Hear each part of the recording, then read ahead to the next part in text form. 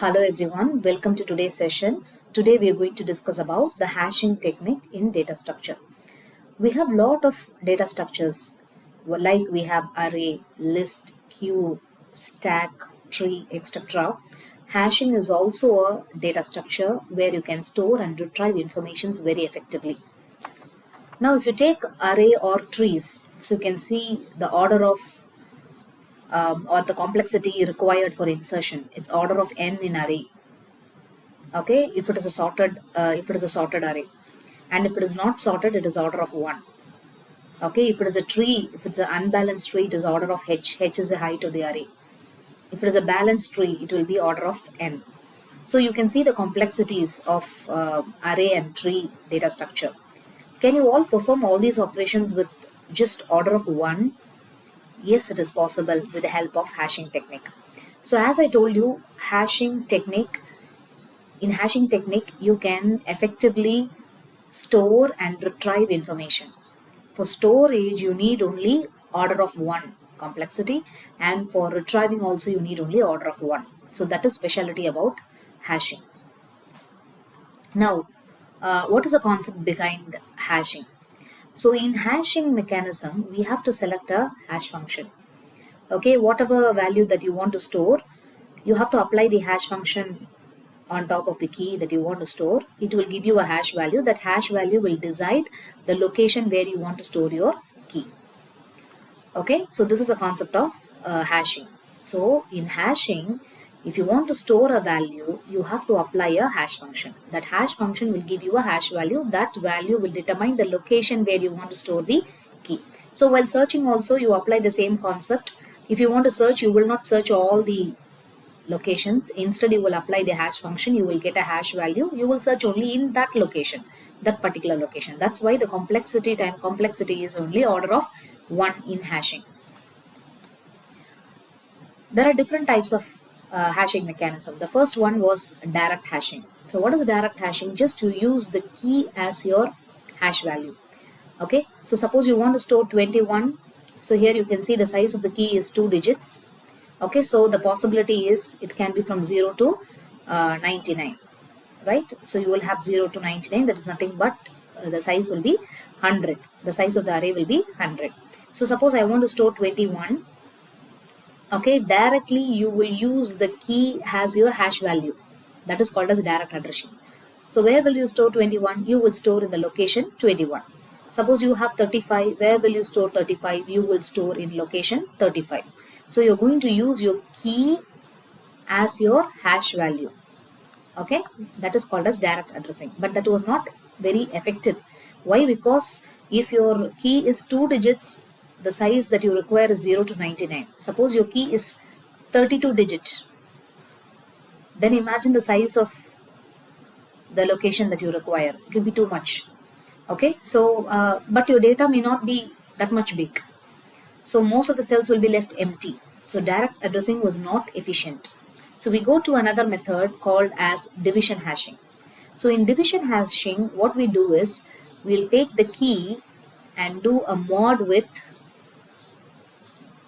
a value. Okay, so that value, okay, we will do a mod with the value. That value will be mostly your table size. For example, this is a table. The size of this table is 8. The location is from 0 to 7, so size of the table is 8. So mostly you will take the key and do a mod with 8. So here you can see, suppose I want to store 36. I will do mod with 8. 8 is your table size.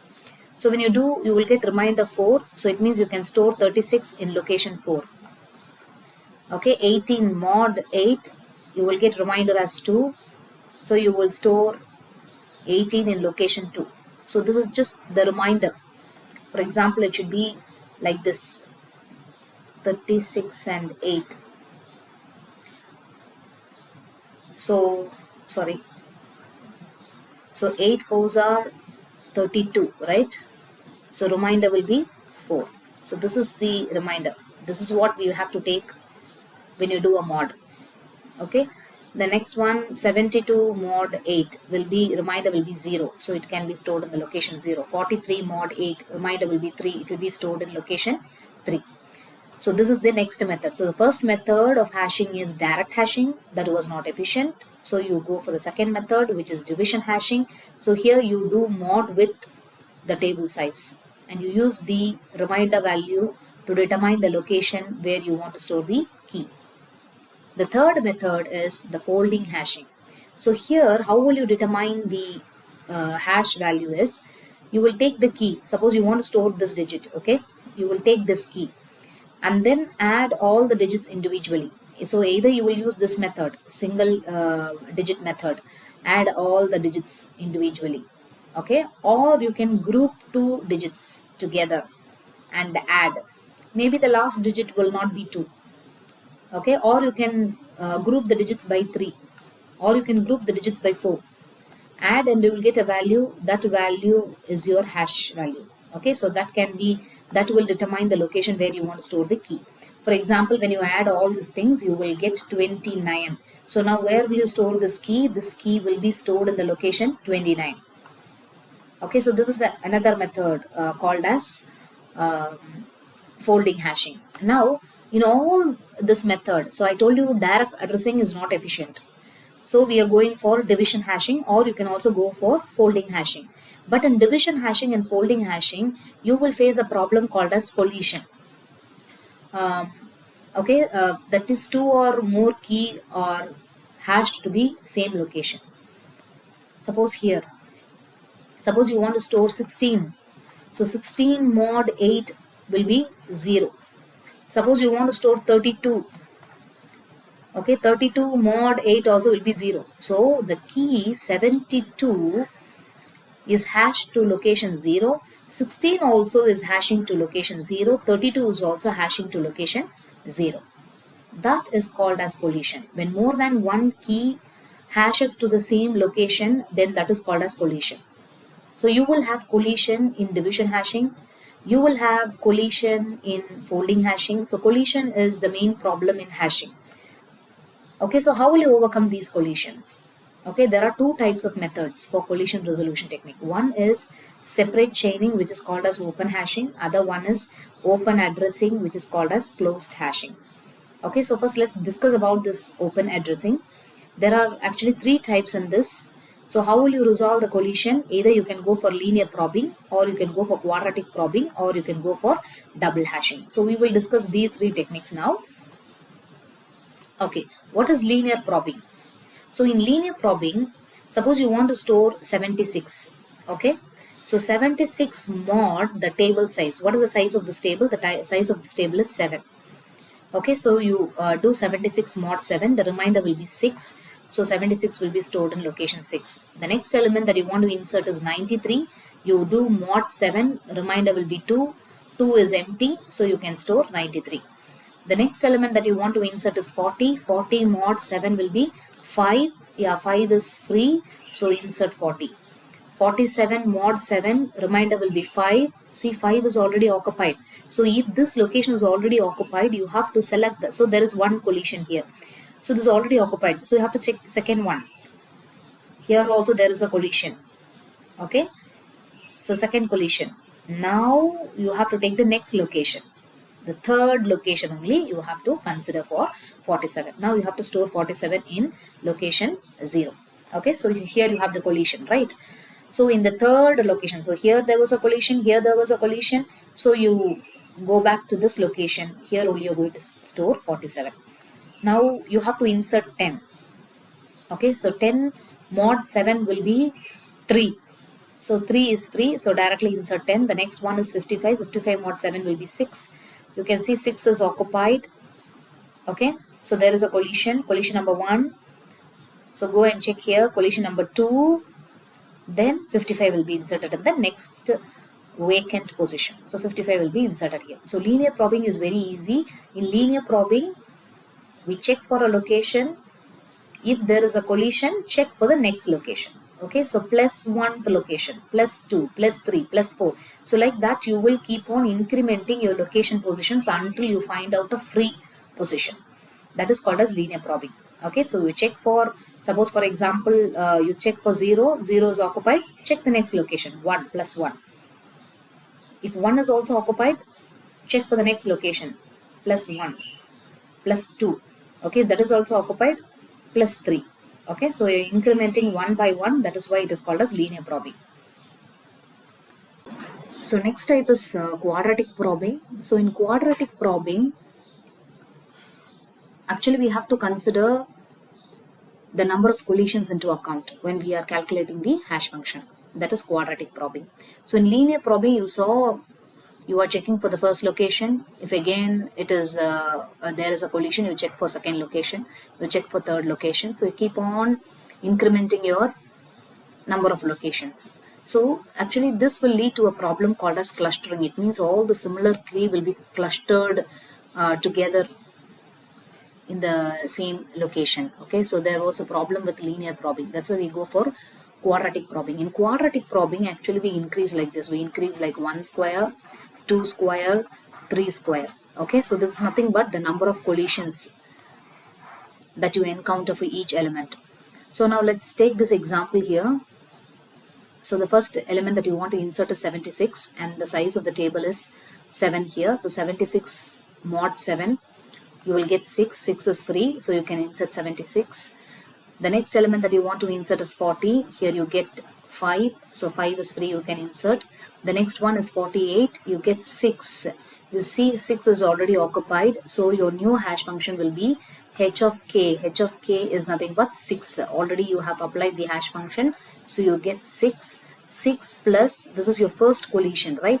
So you have to write 1 square. Okay, first collision 1 square mod 7. So this will be 7 mod 7. You will get 0. Your 0 is free, so you can insert 48. Okay, now let's take another example. You have to insert 5. 5 mod 7 will be 5. See, 5 is already occupied. So your new formula will be, actually you have to reset your collision, because for 5, the number of collision that you face now is the first collision. Okay, so 5 plus 1 square mod 7. So this will be 6 mod 7. It will be 6. Again 6, there is a collision, right? So you have to write 5 plus 2 square mod 7. So this will be 9 mod 7. So you will get reminder as 2. Okay, so you can see the location 2 is free, so you are inserting 5. Now let's see the next example. 55 mod 7 will be 6. 6 is already occupied, right? So first collision. So for every element, you have to reset the pointer of collision. Okay. So for 55, 6 plus 1 square mod 7. So this will be 7 mod 7. That will be 0. So you can see 0 is already occupied. Again, there is a collision. Now it's collision number 2. So you will get 6 plus 2 square mod 7. So this will be 10 mod 7. So that will be reminder 3. 3 is free. So just insert 55. Okay, so this is the concept of linear probing. So in linear probing, what we have to do is we just want to add I square to our hash function. What is this I square? I square is a number of collision. For every element, you have to reset the I value. Okay, you have to count how many times there is a collision. That will be your I value. The next method in open addressing is double hashing. So in double hashing, you have to apply another hash function when there is a collision. Okay, so here if you see, h of k is one hash function. Okay, so how the hash function will be? Hash function will be key mod m. M will be the size of the table, right? So this is your first hash function. Now you have to select another hash function, that is g of k. Okay, I into g of k. I is the number of collisions. Okay, and g of k is another hash function. So how you have to select another hash function? In another hash function, you have to consider a prime number. So here you can see number 5. Number 5 is a prime number. Okay, and this prime number should be less than the size of your table. So here the size of your table is 7. So this prime number should be less than the size of your table. Okay, minus k mod m dash. Okay, so k is your key and m dash is your, again, the same prime number. Okay, so you have to select a prime number to decide your second hash function. Okay, so this is your m dash. So prime number minus key mod m dash. M dash is a prime number. So this is your second hash function, and that will be multiplied with the number of collision. Okay, now let's go to the example. Now we have 76. 76 mod size of your table is 7. So remainder is 6. 6 is free. So insert 76. Next one again 93 mod 7. Remainder is 2. 2 is free. So insert 93. Next is 40. 40 mod 7. We get 5. 5 is free. So insert 40. Next is 47. 47 mod 7 is 5. Okay, see 5 is occupied. So when it is occupied, now what we have to do, we have to apply the second hash function. So h of k, what is h of k? H of k is 5. So 5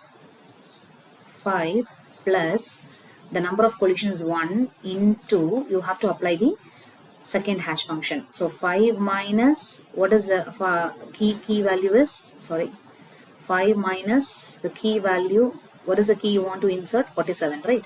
So 47 mod 5. So 47 mod 5 will be 9 5s are 45, right? So it will be 2. So this value is 2 now. So 5 minus 2 will be 3. So 5 plus 3, that will be 1 second. 45, this will be 2, this will be 3, so this will be totally 8. I think I made some mistake here.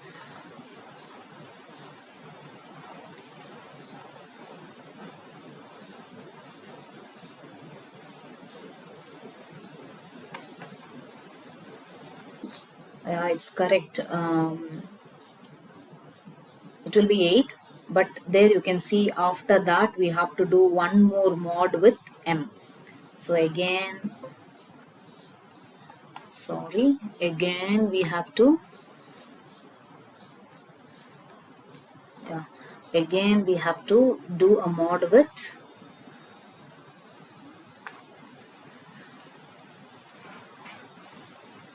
again we have to do a mod with m. M value is 7.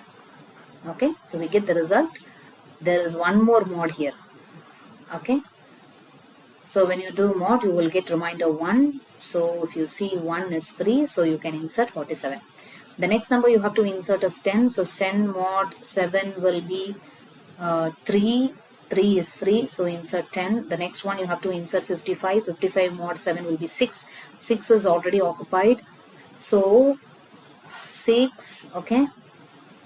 6 plus the number of collision is 1, okay, into g of k. Okay, so what is g of k? 5 minus k value is 55. What value we have to insert? 55. K value is 55 mod m dash. What is m dash? M dash is 5. Okay, the whole thing you have to do again mod with 7. Okay, so this will be 55 mod 5 will be 0.